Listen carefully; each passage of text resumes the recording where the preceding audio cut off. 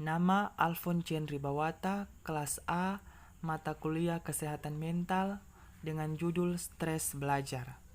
A. Stres belajar. Fenomena stres. Pada umumnya setiap orang pernah mengalami stres, baik ringan, sedang, maupun berat. Istilah stres sering digunakan secara tidak tepat, yakni dipakai untuk menunjuk fenomena tidak waras. Sebenarnya, stres merupakan istilah yang netral, yakni menunjuk pada hal yang selalu dialami manusia dalam kehidupan sehari-hari. Stres terjadi akibat adanya situasi eksternal atau internal yang memunculkan gangguan dan menuntut individu untuk berespon adaptif. Sweet 1993. Stres merupakan sesuatu yang tidak terpisahkan dari kehidupan manusia. Bahkan stres merupakan bagian dari kehidupan.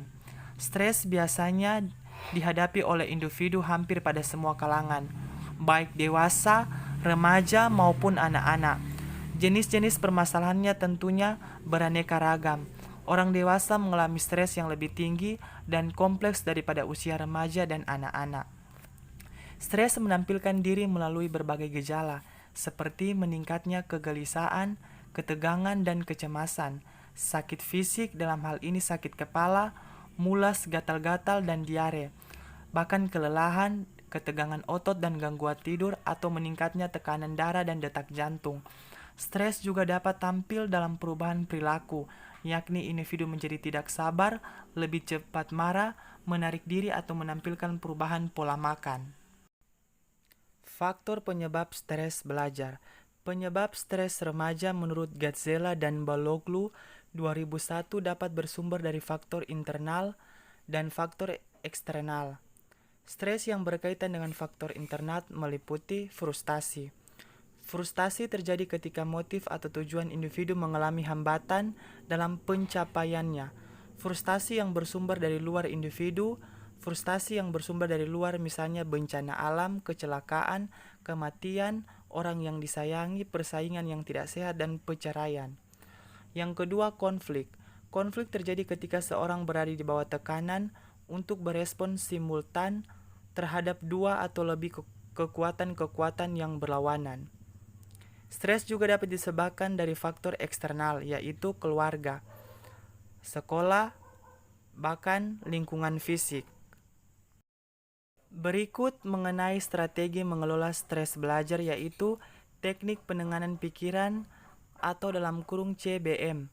Tujuan teknik-teknik penenangan pikiran ialah untuk mengurangi kegiatan pikiran, yaitu proses berpikir dalam bentuk merencana, mengingat, berkhayal, menalar, yang secara bersinambungan kita lakukan dalam keadaan bangun, dalam keadaan sadar.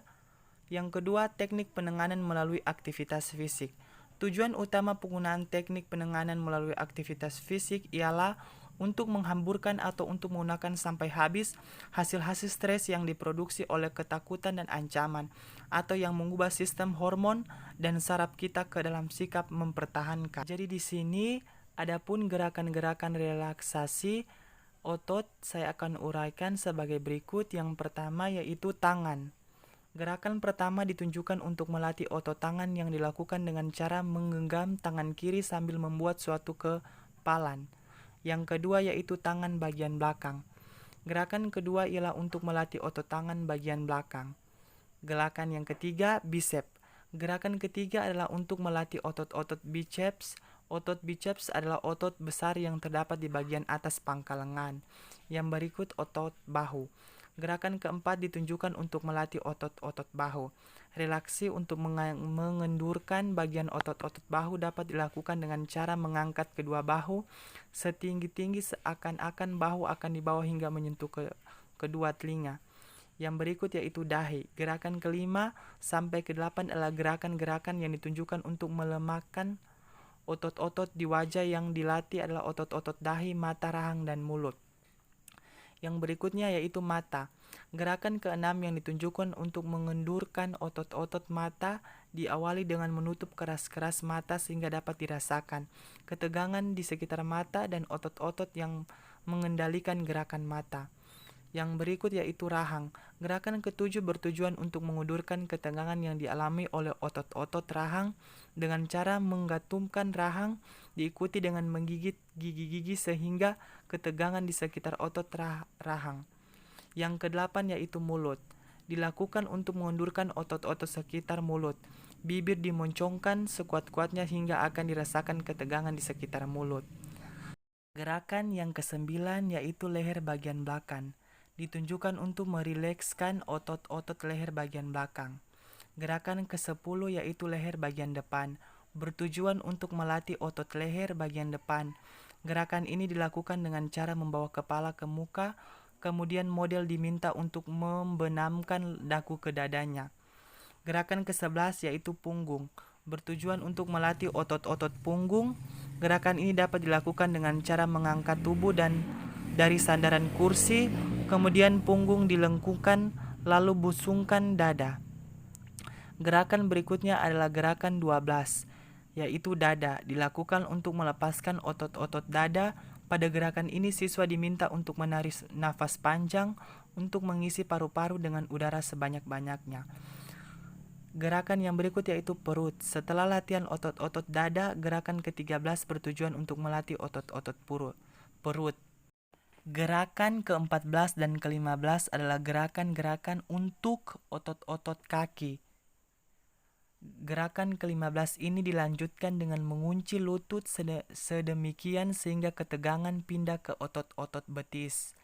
Yang berikut relaksasi kaki. Dalam teknik relaksasi, modeling merupakan cara yang digunakan konselor untuk mengajarkan relaksasi. Pertama-tama konselor memperagakan latihan relaksinya secara sistematis.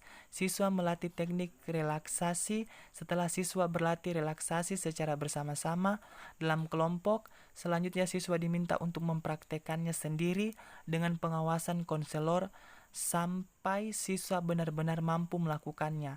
Teknik relaksasi secara mandiri. Itu saja yang menjadi bahan materi saya tentang stres belajar. Sebelumnya, saya memohon maaf bila ada kesalahan kata dan penyebutan nama dalam video ini. Terima kasih, Tuhan Yesus memberkati.